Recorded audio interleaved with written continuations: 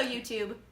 Today on the Naughty Librarian, we have a very special episode because we are joined by the ever-wonderful Amy Spalding, and we are going to be talking about her new book, The Summer of Jordi Perez and the Best Burger in LA. There was a lot of words in that title, and there's a lot of wine in my body. Well, anyway, so speaking of The Summer of Jordi Perez, what kind of inspired the story? Well, I wanted to write a really fun, fluffy romantic comedy about two girls because I'd written a few at that point, two specific like romantic comedies, and then some books that had, you know, romantic comedy elements in them. And about a girl and a boy, and I thought like, oh, I really want to write about two girls. I think it could be so fun.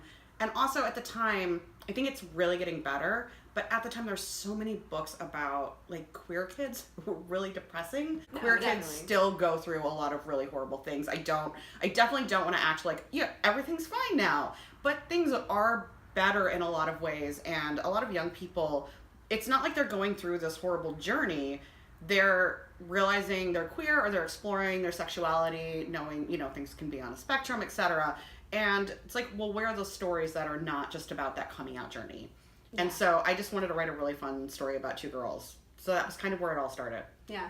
That's one of the things I loved about the story most, actually, is that both Jordi and Abby, they're out. Like, they're just living their lives, and it's a completely normal thing. And it's not, like, something weird, because, like you were saying, so many of these YA queer stories, it's all about someone coming to terms with their sexuality. Right. Like, there's something abnormal about it. Exactly, or, like, something really negative. And again, I wanna caveat it that I know that is plenty of what people go through. Yes, there are people who are like, oh God, I don't want to be gay. Why do I feel this way? But I think there's a lot of kids, especially now, where that either is a very brief flash of a feeling or it just doesn't happen.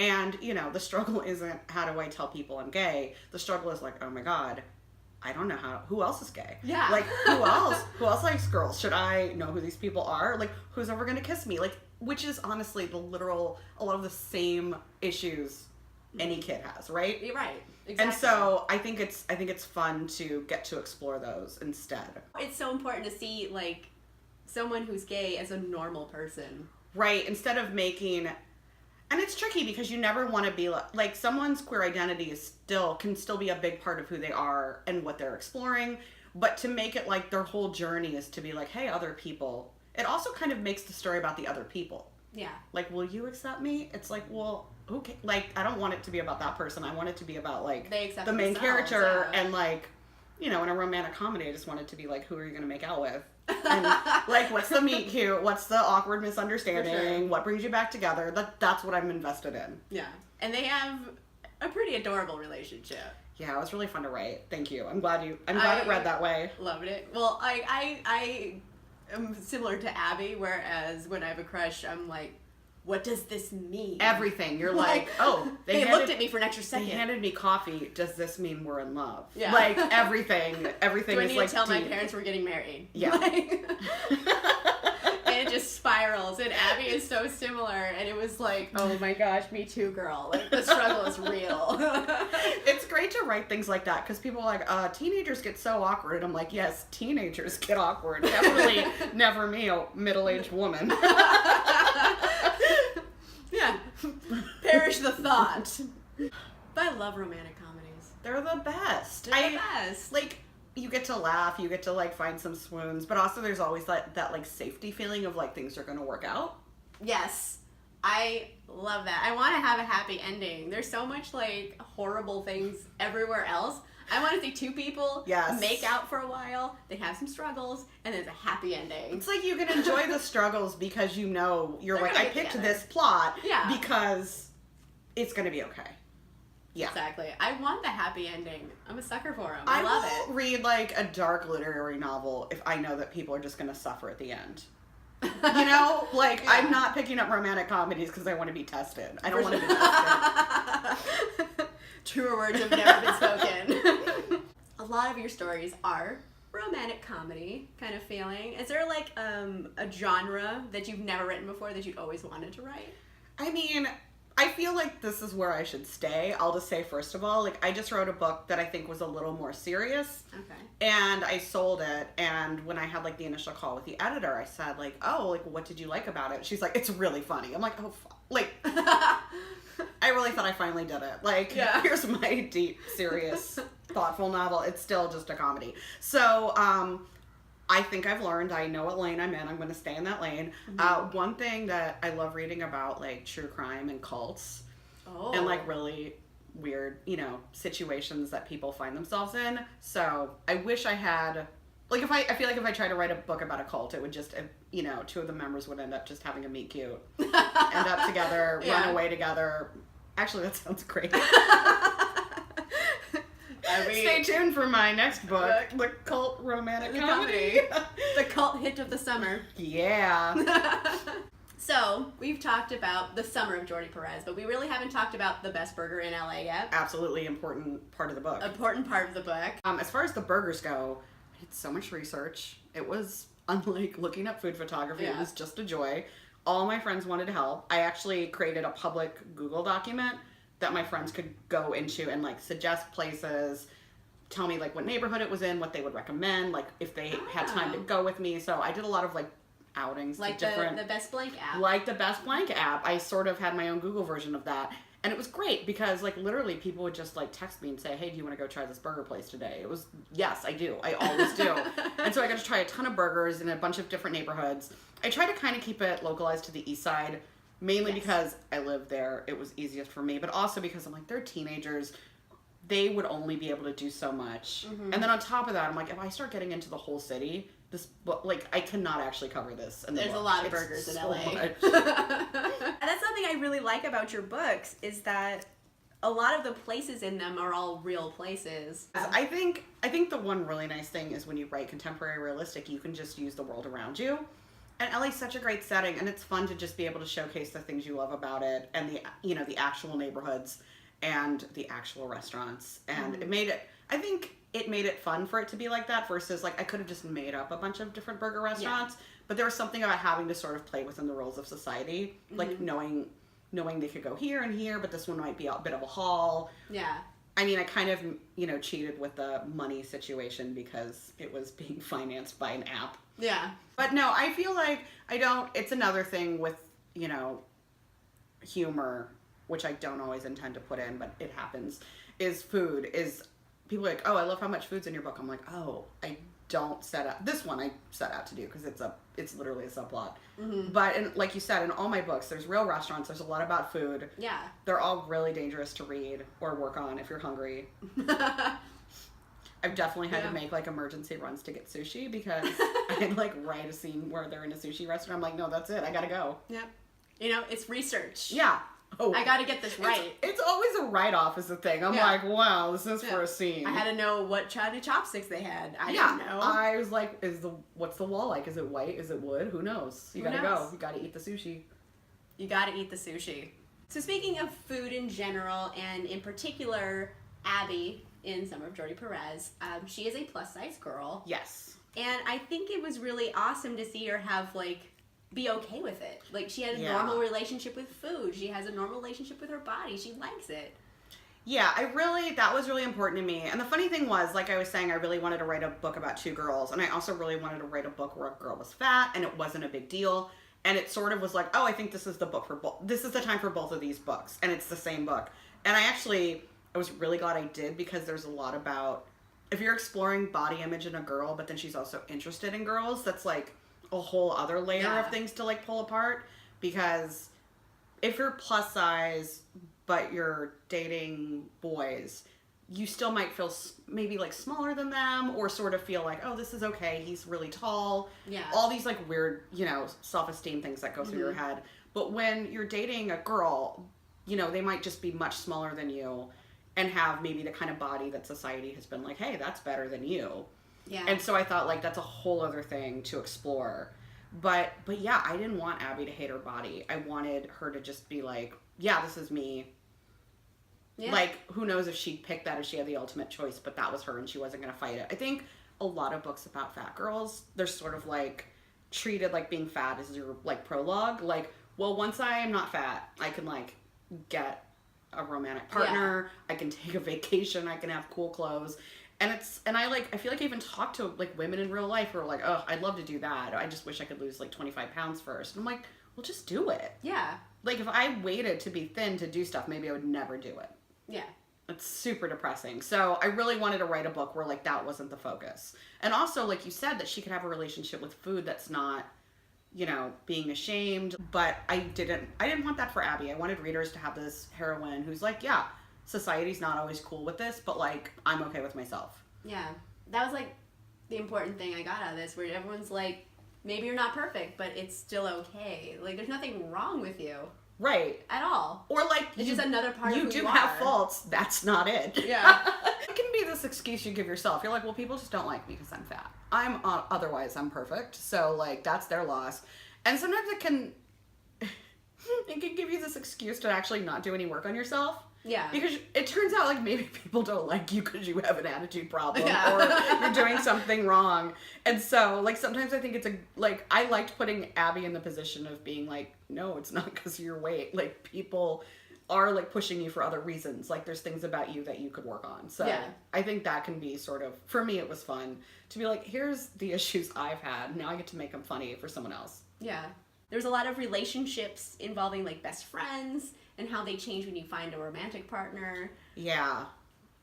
That's always a challenge. It's a challenge, and I also think that sometimes you're sort of like not actually that much changes, but you're anticipating changes, so you sort of like everyone starts to act weird. Sometimes it also does get more complicated if somebody is like dating a girl, because then you're like, well, what role do I have? Like I thought I was the girl you liked, and they're like, yeah, but I don't want to have sex with you. Yeah, I like you for different reasons. And that's okay. And I think when you're young, it can be very easy to be like, oh, well, you have this person, they fulfill an important role, you don't need me. I think the nice thing when you get older is often it's much more like, oh, this is your person for that, and this is the person for this. Mm-hmm. So speaking of all these teenagers and these awesome characters you write, out of all of them, not just Jordi Perez, but out of all of your books, who do you think would be the most like you and the most dislike you, and why? I know there's a little bit of you in all the characters. Yeah, there's definitely some of me in all the characters. It's so hard to say. I will say that Jules in The New Guy is the least like me because she's really organized and she's type A in a way that I'm just not. The other ones I feel like it's all a tie. I know that's a cheating question, but you know, I can look at all of them and be like, oh, this is, you know, I put a lot of my Abby is not me in this book, but I definitely put a lot of my sort of like, hey, I'm okay with myself. I hate how other people act, like society doesn't care about me being fat. I put a lot of sort of like those feelings into her, which was really fun to explore and like get out of my system. Yeah. And get on paper, which was really fun. And also, you know, overthinking crushes and such. But, you know, every one of the girls in my books, I'm like, oh, there's a lot of me in there. Yeah. Also, you have Abby's hair. I do. I got jealous. I got jealous writing it.